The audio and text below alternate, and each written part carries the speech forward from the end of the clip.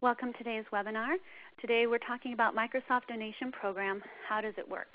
My name is Cammie Griffiths, and I'll be facilitating this conversation today along with Meg Creelman from TechSoup. I'm a previous TechSoup employee. I am now a contractor doing some webinars for them. Really excited to have a chance to continue to work with TechSoup.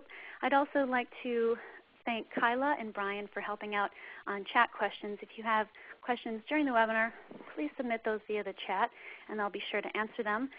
We'll also be answering questions at the end.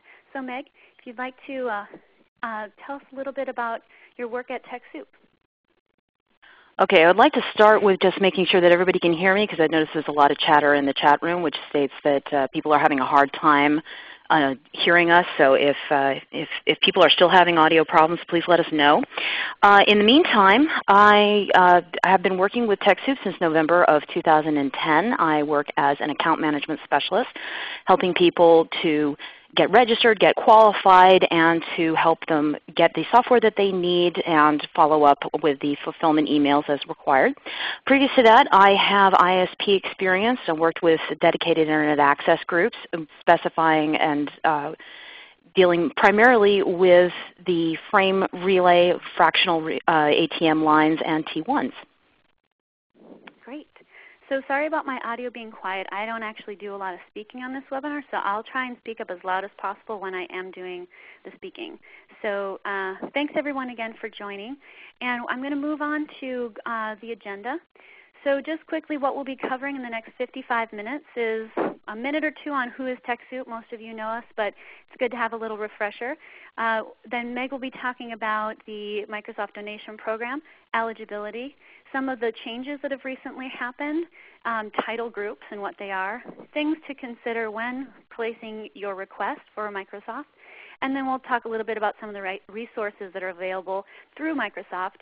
And lastly, we'll wrap it up with about 15 minutes of Q&A at the very end. Before we get into the presentation, I'd like to do a quick little poll. It's always nice for us to know who's on the line.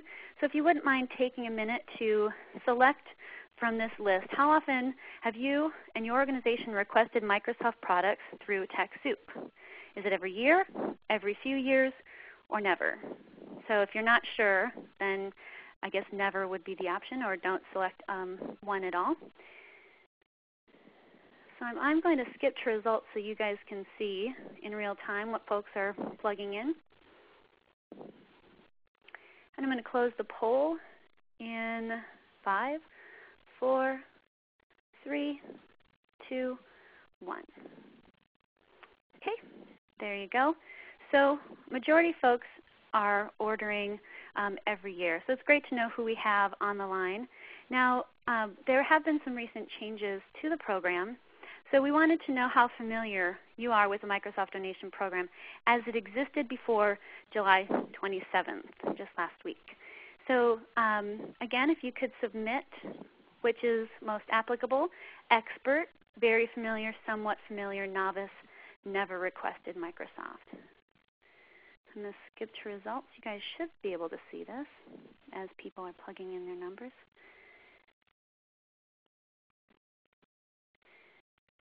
And closing the poll in 5, 4, 3, 2, 1. Okay. So we've got most of you are somewhat familiar. So those of you, the 0.9% that are expert, raise your hand and we'll have you answer questions on the chat. No, I'm only kidding. But so it's good to know that there's some of you at a different range of knowledge about this program. So before I hand it over to Meg, quickly telling you about TechSoup. So we are a nonprofit organization, and as of June 2010, 127,000 organizations received $6.3 million in technology donations, or sorry, 6.3 million technology donations, so that's individual donations, which saved $1.8 billion in 33 countries around the world. So the majority of what we do is take software donations from companies like Microsoft and redistribute it to nonprofits, libraries. So it's a really wonderful program to help nonprofits and libraries save a lot of money. We also have a community forums and a learning center with articles and free webinars like this. So we offer quite a bit with the mission to work towards a day when every nonprofit, library, and social benefit organization on the planet has the technology knowledge, and resources they need to operate at their full potential. So that's a little bit about TechSoup, and if you want more information about our program, you can always visit our website. It's TechSoup.org. So now, Meg, I'd like to turn it over to you, and let's get started by giving a brief overview of the Microsoft donation program. Okay, thank you, Cami. Again, hello, everyone. So we're going to get started. What is the Microsoft donation program with TechSoup? Microsoft provides software donation, training, and resources that can help change people's lives and transform communities.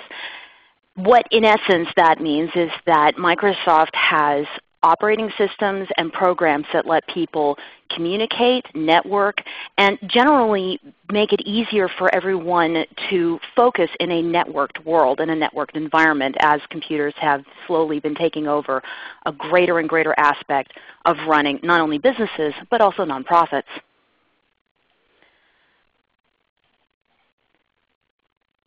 So what is the Microsoft donation program with TechSoup? Microsoft donation program is for US-based nonprofits and public libraries, and it's one of the most popular of TechSoup's resources.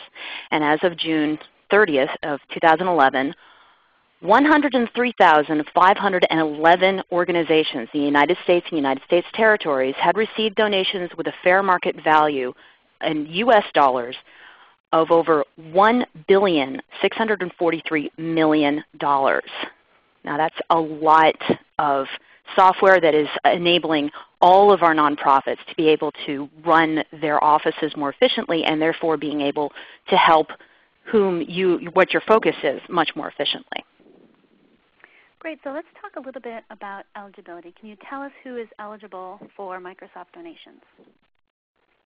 Absolutely. Whoops, we skipped one. Still getting used to this program. Okay, so what kind of organizations are eligible for Microsoft donations? Microsoft donations are available to nonprofits with a 501c3 designation and to public libraries. 501c3 is a code within the U.S. tax system, and it specifies a particular subsection of the nonprofits. Some types of nonprofits are not eligible, such as educational institutions, political organizations, and many faith-based organizations, healthcare networks, and non-public libraries. And we're going to touch on faith-based organizations.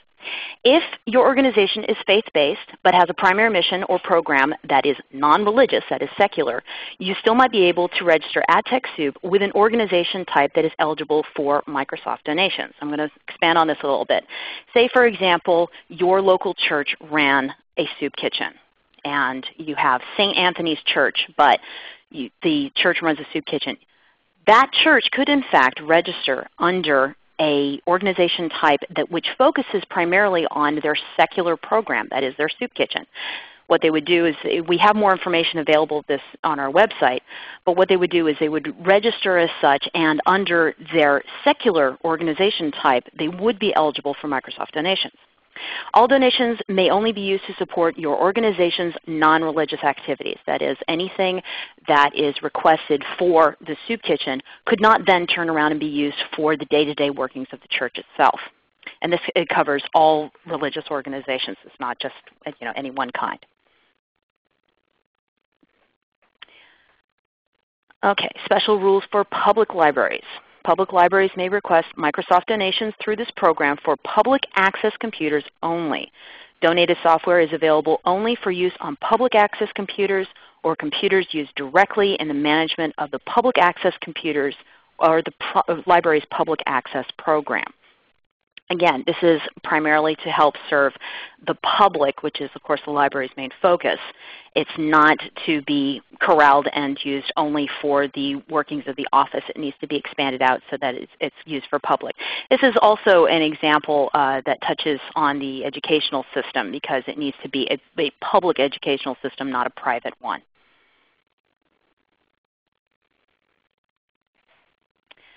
Okay, now the good news is that there has been expansion in the types of organizations that are eligible for Microsoft donations. Following organizational types have recently been added to the list that are eligible to request Microsoft donations, such as scientific research, which is specifically unto diseases, not so much of the nature of the universe, hunting or fishing clubs, swimming or tennis clubs, other sports clubs, which does not actually, it does in fact cover boys clubs, little leagues, local soccer leagues, etc. Training in sports, amateur athletic association, private grant-making foundation, private independent foundation, and private operating foundation. Great. So how is the program structured, and what have the changes occurred since, what changes have occurred to the program rules? Well, we're going to talk about that next, actually. Okay, Microsoft donation program changes. Microsoft has made several updates to its donation program to make it easier for organizations to access the software donations they need and when they need them. This has been one of our greatest achievements, I think, in this program. So we're going to start on that. For starts, Microsoft 2-year donation allotment cycle. Previously, before the changeover, the 2-year cycle date started when an organization's, the first request initiated the 2-year cycle, and the cycle ends on the same date 2 years later. So for example, if an organization made their first request on January 1st of 2009, that particular 2-year cycle ended January 1st of 2011. And the next cycle would begin with the organization's next Microsoft donation request. So if they had not started a next cycle on January 1st of 2011, the cycle would not have started again until they made their next request. For example, first donation cycle started January 1st, 2009, ended January 1st, 2011, but the organization did not actually try to make a request until February 1st, 2011, which meant that that was the start of their next cycle and would have previously ended February 1st of 2013. Now, the 2-year cycle date will be an organization's first donation request after July 27th, 2011. This will initiate the beginning of the 2-year cycle. And this first cycle then sets the organization's reoccurring cycle schedule thereafter. In other words, instead of having a moving cycle start, everyone will now get, in essence, you can call it a 2-year anniversary. Every 2 years, that cycle will reset on the same day.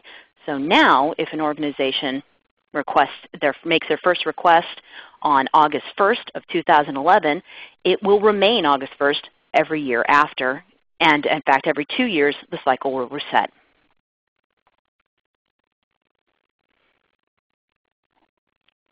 Go to the next slide. Here we go. Number of requests. Previously, organizations may make 2 donation requests within a 2-year period. After a cycle begins, an organization must wait a full year before making the second request. Again, going back to the previous example, January 1st, 2009, first request. After January 1st of 2010, the second request could be made, and that would be the only 2 requests that could be made during the course of the 2-year cycle.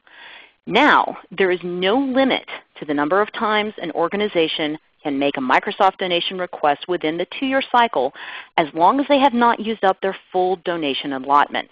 So that means that if an organization on August 1st requests some Microsoft software for their office, and then 2 days later they realize that they need 1 more copy or 6 more copies of a Microsoft program, they do not need to wait a full calendar year before making their next request. They can, in fact, make that second request right when they realize they need it. Servers, server licenses. Previously, organizations may only request 1 server license per server title. Computer access licenses, otherwise known as CALs, do not count as server product. Now, organizations may request up to a maximum of 5 server license products regardless of title group. We'll get on to title groups a little later. And CALs still do not count as a server product. So previously, if a location had 2 Exchange servers because they had a lot of email to deal with, or 2 Windows servers to deal with their network, they could only request 1 server license for the type of server license they're needed. That's no longer the case. If you need 2 of a particular type of server license, you may request it. You can request up to 5 server licenses over the course of a 2-year period, and you may break them up per title group. And again, we'll get on to title groups a little later.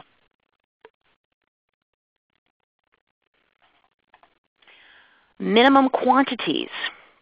Previously, if an organization wished to make a Microsoft request for software, they had to request a minimum of 5 licenses. They did not need to be the same. They did not need to be from the same product. They did not need to request 5 Office products, for example, but they needed to request 5 Microsoft products. Now there is no minimum number of licenses required per donation request. If an organization only needs 1 copy of Office, they may now request just the 1 copy of Office. They don't need to make up 5. They don't need to make up the 5 minimum anymore.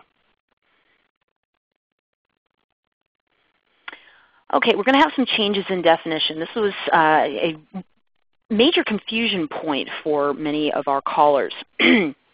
Previously, the restrictions and the requirements for requesting Microsoft included a minimum of 5 seats. And we had many, many callers coming in saying, what's a seat? Well, now you don't have to worry about that confusion anymore. Seats are licenses. And they always have, in fact, been interchangeable as far as definitions go, but now the website will reflect that. Licenses refer to the code that is needed to install the software. So now you can see everything is a server license or a CAL license or an Office license. No more seats. Titles are now referred to as products. Previously, it was, you have the Office 2010 title, and you can request 50 seats of that title. Now it is the Office 2010 product, and you would request up to 50 licenses for that product. Title groups, told you we were getting back to it, are a collection of related products that serve essentially the same purpose. And we are going to get more into that definition right now. Microsoft title groups. Title groups are a collection of different products that serve essentially the same purpose. For example, Office. There are several different versions of Office available, and we'll get into more of that later. But Office 2007, Office 2010, Standard, Production Premium, and Production Pro, they are all going to be within the same title group. So all versions of the same products are in the same title group, including year versions, language versions, processor versions, platform versions, and class versions.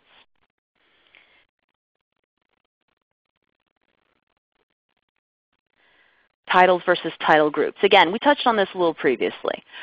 Organizations may request up to 6 titles with up to 50 licenses per title every 2-year cycle.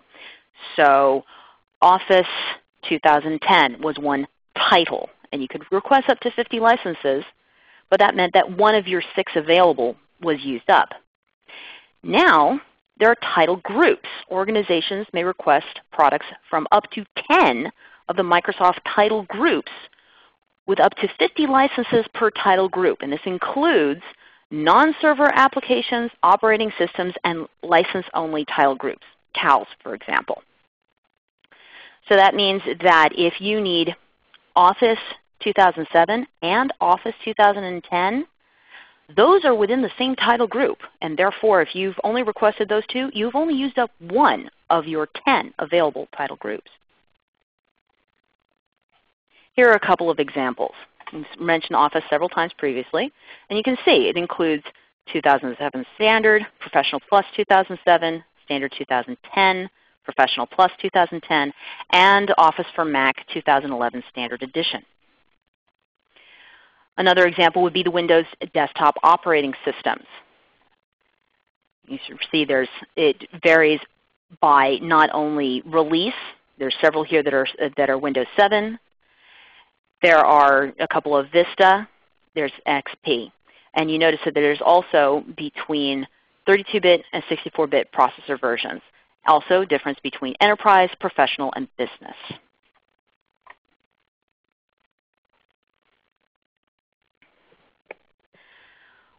Okay, why title groups? Microsoft's intent for their donation program has always been to allow organizations to request up to 50 licenses of a product, regardless of the version, edition, or language. Title groups are being implemented to more accurately adhere to Microsoft's program guidelines. Most organizations will not be impacted by these changes. What this means is that it will allow organizations to request more variables within a particular type of software, but it will not allow organizations to overload their access to the software. So while most organizations are fairly small, most nonprofits usually only have an office of about 20 systems or so, it will still not be a problem for an organization to request the Office products they need, or the server licenses they need, or the CALS access they need, or the operating systems that they need.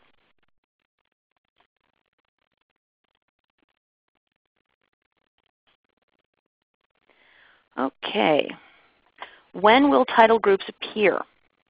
In fact, they've already appeared. They started showing up on the product details pages on July 27th, and we actually have a snapshot here. And you notice that, let me get my little handy dandy marker. The title groups are listed right here underneath all the product information. So you have the actual product itself, Office Professional Plus 2010, within the Office Suite title group.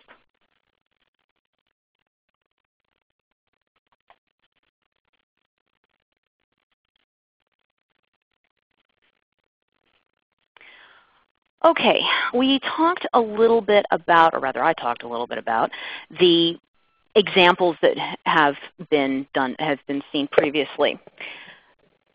These examples are hopefully to clarify exactly how the new program will work in an everyday function. So, nonprofit A requests one license of Microsoft Office on August 1st of 2011. August 1st has now become the nonprofit's anniversary date, forever and ever and ever, until the next change. This means also that nonprofit A can request up to 49 more licenses from other products within the Office title group, and they can choose up to 9 other title groups, and that limit will remain until August 1st of 2013.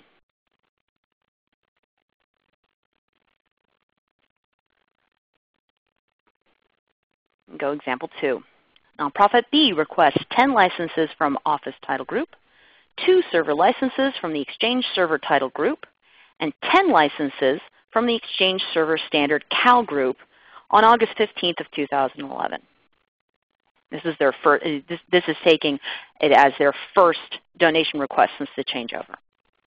So this means that nonprofit B may request up to 40 more licenses of Office of any type, up to 40 more Exchange CALs, and up to 3 more server licenses across all server title groups until August 15th of 2003.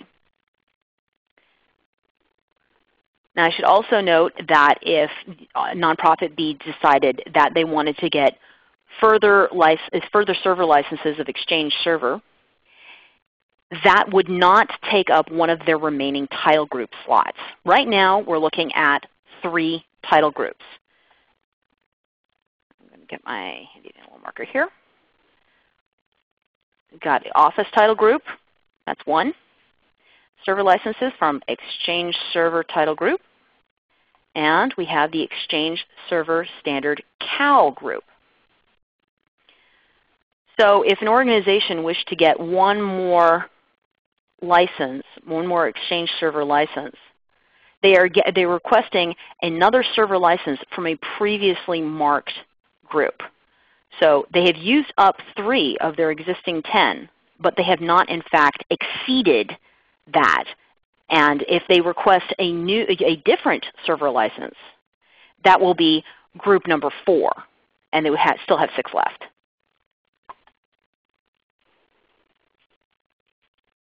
Okay, so there's a lot to consider here, just in the different title groups.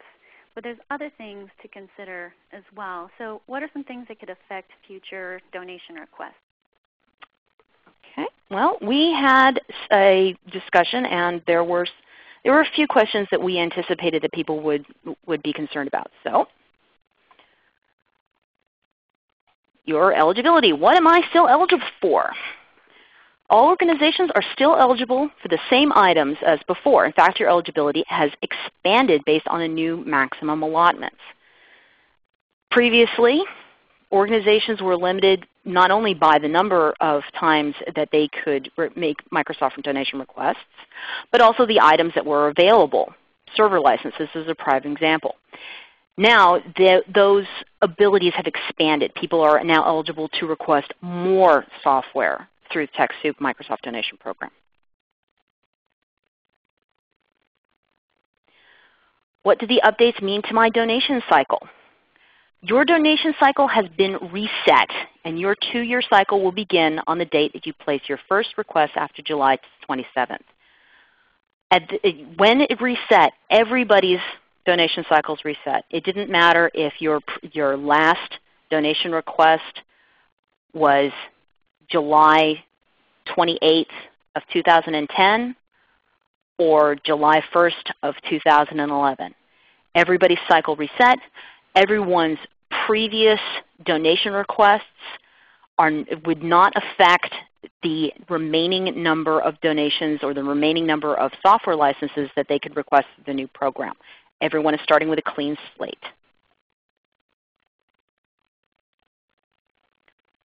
How does this program work? When you place your first request, your 2-year cycle begins. You can make requests as often as you would like during the 2 years, up to your allotment of 10 title groups, and with 50 licenses per title group where applicable. Again, you're only allowed 5 server licenses, but those 5 can be spread across the server groups, of which I believe there are 3. And again, CALs do not fall within the same title group as the server licenses themselves. Is my cycle based on the fiscal year? No. The cycle is based on the date you place your first request. Actually, that should say July 27th of 2006. Once you initiate the 2-year cycle, your subsequent cycles will follow the same schedule. Again, your first request has now become your 2-year cycle anniversary, and it will always reset on that same date. Will this affect previous donations and their software assurance? No. All previous donation requests will complete as normal, and all software assurances are still in effect. You wish to utilize your software assurance benefits on a previous request, you may do so as long as it is still within the 2-year window from the original request date. So for example, if you have already requested Microsoft Office 2007 and you got several copies of it in January of this year, and now your systems are updated and you now need to use your software assurance to update your existing copies of 2007 to 2010, that software assurance is still valid. You may still use it. Software assurance is good for 2 years past the original request date. So today being the August 4th, any requests made after August 5th of 2009 are still valid.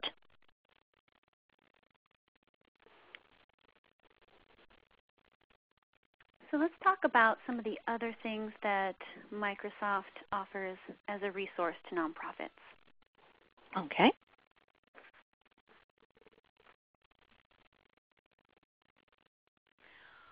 All right, we have the Grantee Toolkit. And this is to check out ways to recognize Microsoft's product donations and learn how technology can increase your own organization's visibility. I'd recommend this primarily so that people can get a better idea of what sort of Office products and servers would best serve your network so that you would be able not only to function and communicate well within the Office, but also to be able to function and communicate well with the outside world. Microsoft's open license for charity resellers. So you can find more products from Microsoft at discounted prices. We don't always have everything that is available from Microsoft. And in fact, there are certain programs which we generally recommend people go and investigate for themselves, because if we don't have the programs that they are looking for, or if we don't have the ability to grant them the software that they need due to eligibility status, it's always a good idea to check the charity resellers information so that other options and workarounds may be implemented. And the Microsoft Donation Program. Learn more about the Microsoft Donation Program with TechSoup. This is specifically our donation program. So there's a lot of information out there, and we also have forums and communities where people can go ahead and try to get a better understanding of what it is that Microsoft can do for them within the limit of the hardware that they already have, or where they might want to go in the future in order to be able to expand their reach and their ability to communicate with the world, and also to help those that are the focus of their nonprofit. And thanks, Meg. Very quick overview. I know it's only been 35 minutes since we started the webinar, and there's a ton of information and a ton of questions. So wanted to let folks know that in the slide, these are linked to the URLs to these pages with more information. I will also send direct links in the follow-up message that goes out this afternoon. So if you do want to start looking at these resources, you'll have those available. Everyone who registered should have gotten a copy of the PowerPoint this morning 2 hours prior to the webinar. There was a reminder that went out. So if you check that email, you'll get a copy. You'll see a copy of the PowerPoint there if you wanted to go ahead and get those links immediately. We have 25 minutes now for question and answers. So there's already, I can't even count how many questions have come through. So what I'm going to do is just go through some of the questions. I'm asking these of Meg, and we'll get through as many as we can.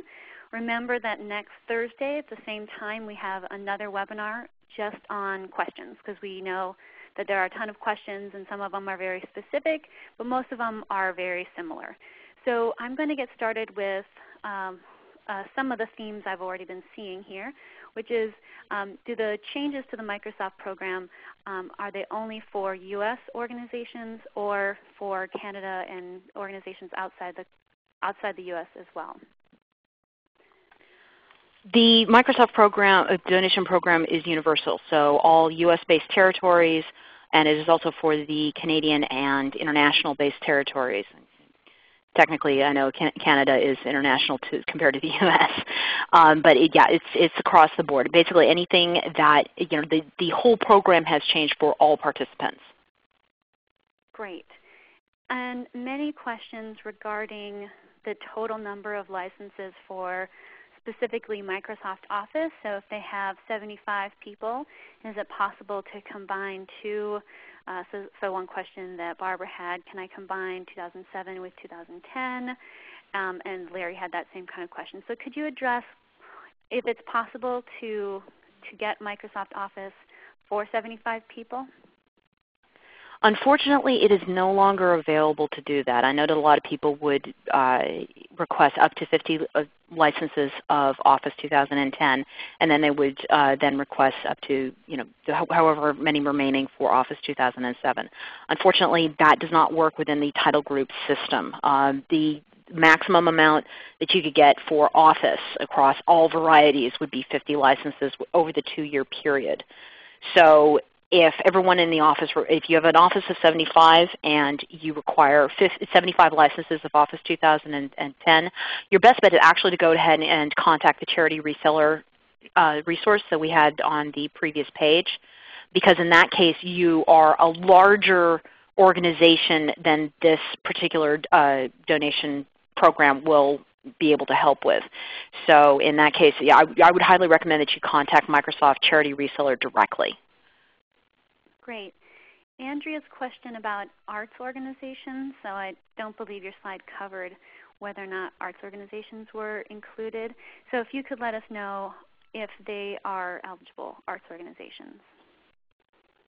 The restrictions for arts organizations have not in fact changed. It looks like primarily the expansion on eligibility has gone over to scientific research, disease research, for example, and local sports clubs designed primarily towards youth.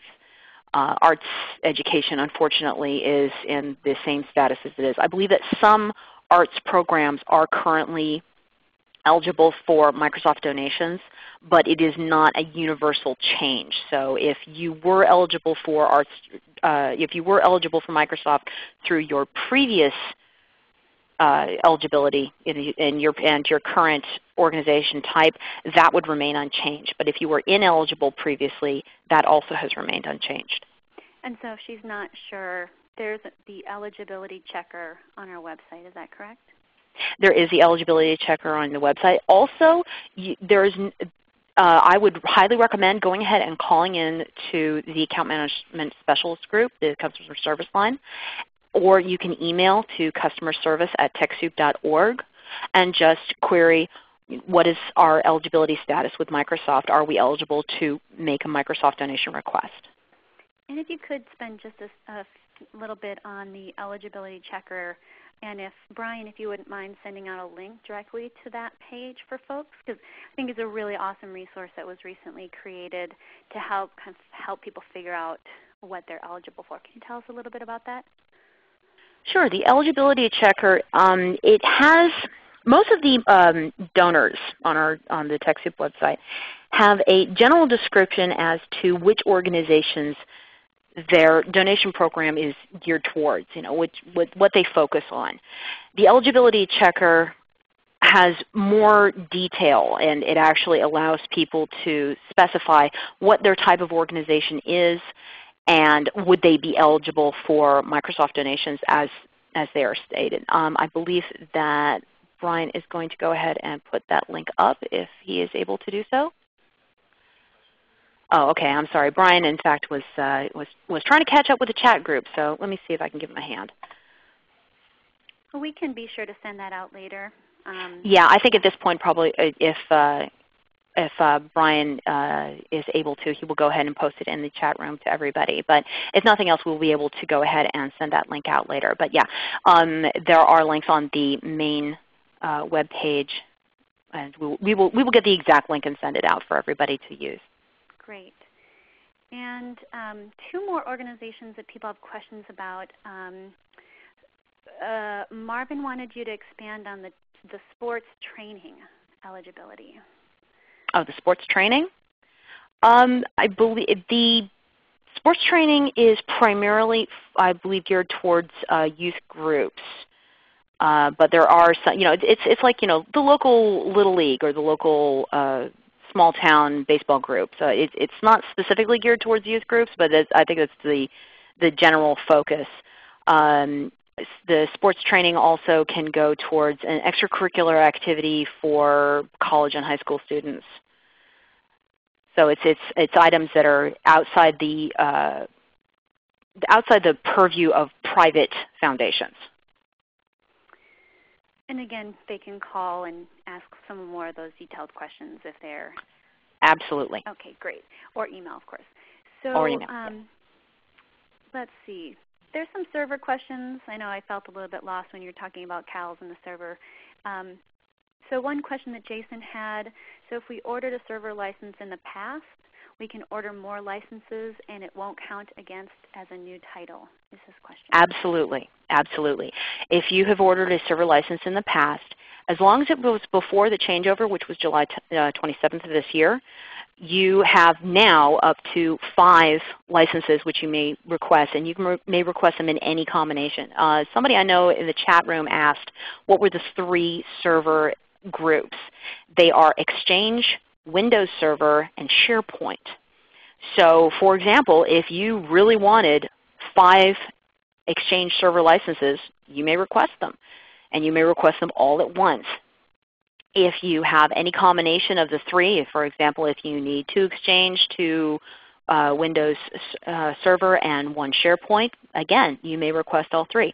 Any previous requests for server licenses are not going to affect the new program. And another server title question from SC. If I purchase 10 terminal server CALs and 10 Exchange CALs, does that count as 2 title groups? So this 10 server Exchange CALs and 10, I'm sorry, what was the other? Oh, 10 terminal server CALs and 10 Exchange CALs. Okay, that would be 10 licenses out of 2 different groups. So you would have used up 2 of your 10 title groups, and each title group has used up 10 of the 50 available licenses. Okay. So here's a real basic question, but I'm sure there's other folks that have this question. So we're new to the application process. Where do I begin, and what are the deadlines? The application process, okay, in order to register with TechSoup, someone from the office would need to register themselves as an individual first. They can do that by going to the main TechSoup webpage, which is home.techsoup.org. They would select Join TechSoup, which is at the top of the screen, and enter their personal information. The personal information is first and last name, a valid email address. They would create a password, confirm it. They would create what has been called a member ID, which is in essence a screen name. It used to be the way that people would log in. That is not the case anymore. You would use your email address to log in. They would create a security question. This is a security question that will allow an agent to reset their password if they forget it or if they lose it. The member ID needs to be unique, and I know a lot of people have had problems when they've tried to register. They put in their first initial and their last name, but unfortunately it's been used before, so they get kicked back. But once they have entered a unique member ID and all the other information has been submitted, they will get a confirmation that they have now registered, and they can then register their organization. They register the organization. There's, again, a link at the top of the screen. They need to log in first under their new registered email address with the TechSoup website. They would select Register My Organization and submit the federal tax ID, or if they're a library, the FSCS code, which is available on the IMLS database. That is if they are a non-501c3 library. If they are a 501c3 public library, they can also use their federal tax ID number. This is also known as an Employee Identification Number, or EIN. They enter the number in question and submit it to a database search. Because if an organization has already been registered, and I'll get to that in a second, but if they've already been registered, you do not want to register the organization again. That creates a duplicate account, and that's a problem. Once the database search is complete, it will pop up with a, "We have found no information about it. Do you wish to register your organization?" And it will give you a link to go on to the next step. Next step, you enter the organization's information, the organization name, the type, what they're involved in. You create what's called an association code. Again, this is a security measure.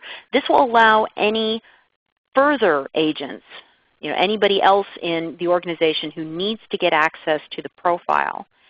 The association code will allow them to link themselves to the organization profile and become an active authorized agent. So you submit the federal tax ID number, or FSCS, name, an address. It has to be a valid shipping address. It must be a street address. We cannot ship to P.O. boxes. Most of our carriers will not deliver to P.O. boxes, so those are required. And there are a few more fields as well, but the essence is that you submit the data that is pertinent to the organization. And that completes the registration. The next step is qualification. The qualification is completed by primarily determining the nonprofit and specifically the 501c3 status of your organization. Again, if it's a non-501c3 library, we use the IMLS database in order to confirm the status of that particular library. But any organization that actually is a registered 501c3 organization within the IRS, we need to confirm that status before we can qualify. There are two ways to do it. The first and the most important is we need a copy of the organization's 501c3 determination letter. This is a document from the IRS Department of Treasury. We cannot accept state documents for this.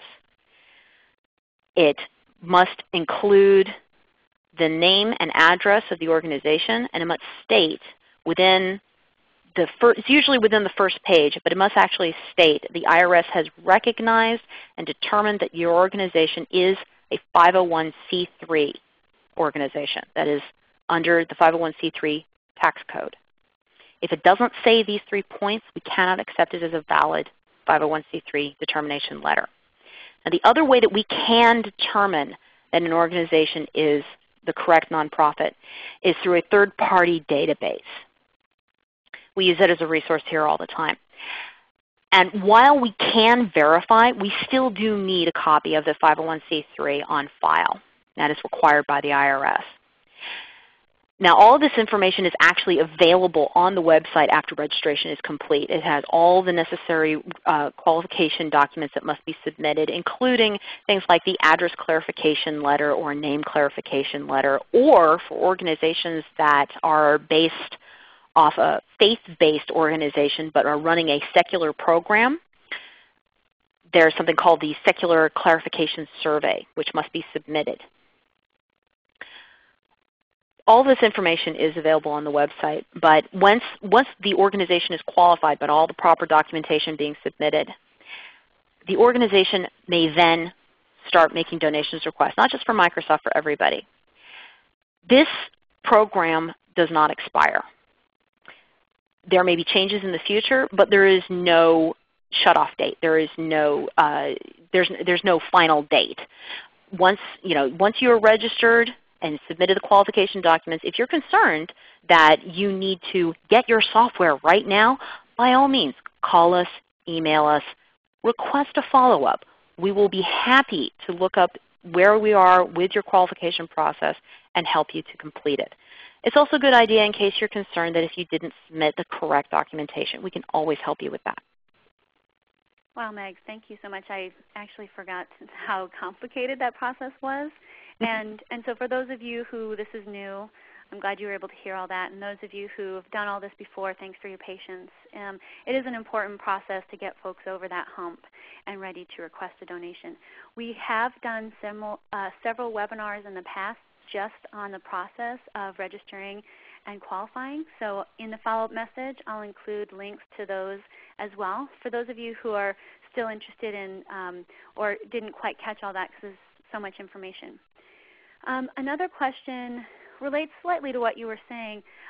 Norman's questions, can we currently easily see the status of what number of products or licenses we are eligible for after a donation request, or is this something that we have to track ourselves?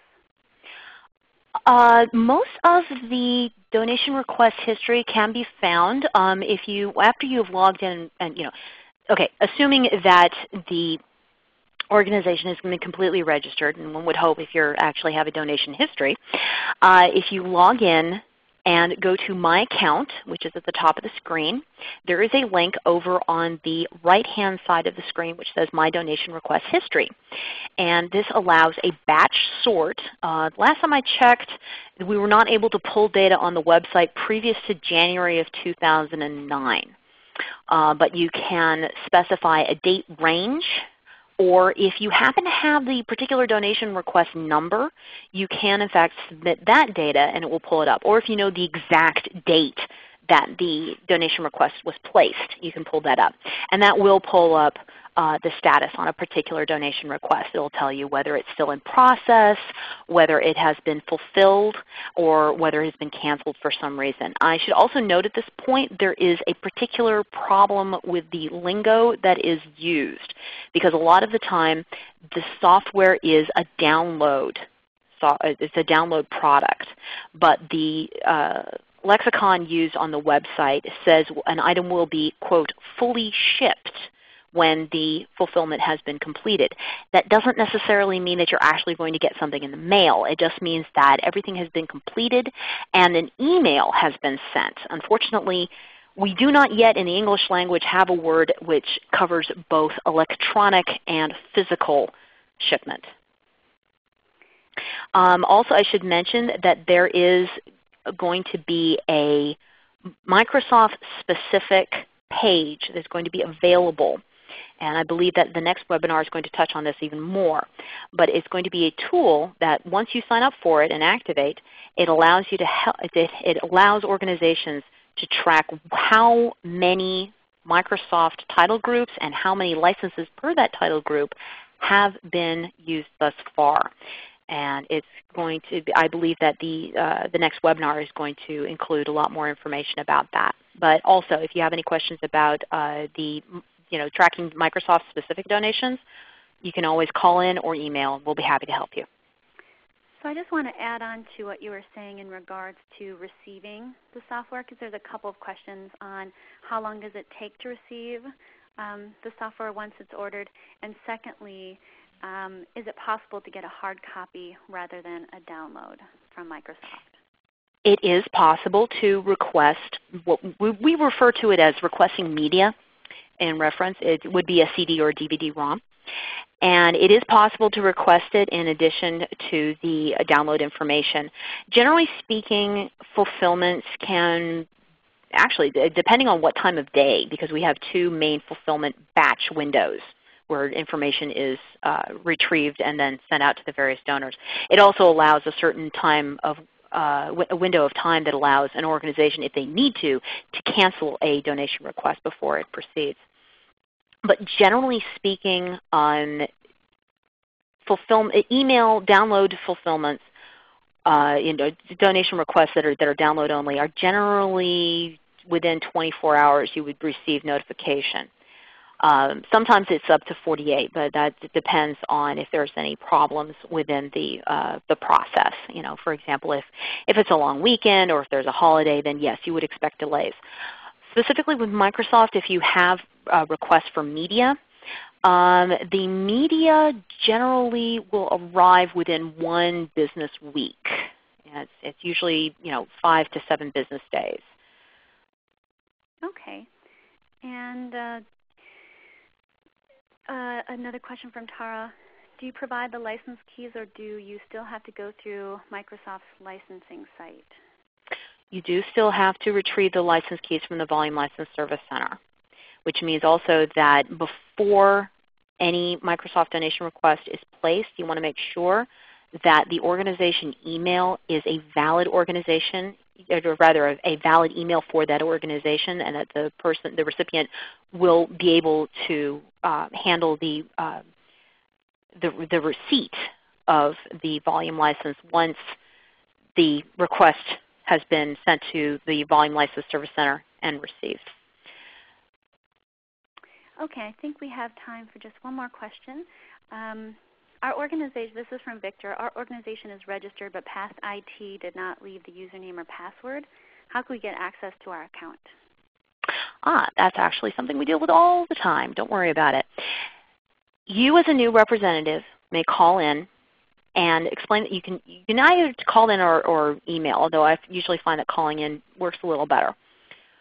Call in and explain the situation, and as long as you have the EIN, the Federal Tax ID number, and if you have the shipping address and phone number as it was last updated. Now I admit that sometimes organizations move several times and new people are brought in and they don't know what the previous address was. But generally speaking, we can assist to the point of, well, where were you located in June of 2006 when this was registered? That's usually enough information for people to bring it up. But you verify the federal tax ID number, the address, and the phone number, and then you are given the association code. I touched on this a little earlier. One of our agents can help you. If you've not already registered yourself as an individual, one of our agents can help you. And then you will use the association code to link your individual new profile to the existing organization profile. And that will give you full access to update the information, check your status, check your donation history, and proceed to make new donation requests for your organization.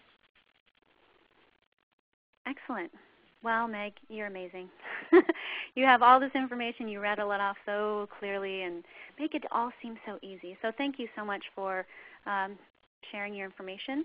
And I just want to wrap it up and let folks know that we have some upcoming webinars.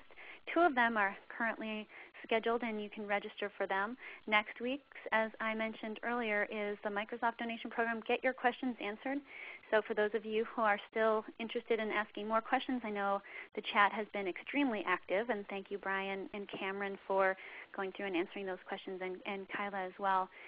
So feel free to register for that webinar, as well as the following week we have a webinar, Free Windows 7 Curriculum, Basic Computer Training at Your Library or Nonprofit. So if you're currently offering computer training in your organization, this would be a great webinar to attend, and you can register for both of those at this URL. We would like to thank ReadyTalk. This webinar was made possible by ReadyTalk, which has donated the use of their system to help TechSoup expand awareness of technology to the nonprofit sector. ReadyTalk helps nonprofits and libraries in the U.S. and Canada reach geographically dispersed areas and increase collaboration through their audio conferencing and web conferencing services. So again, thanks everyone for taking time to attend the webinar today. Expect a message from me in a few hours with links, the PowerPoint, the recording, and if you have any other questions, feel free to email me back, or I'll provide contact information for the customer service team. So thanks again, and have a great day, everyone. Bye-bye. Thanks, Meg. Thanks, Kyla. Thank you. Please stand by.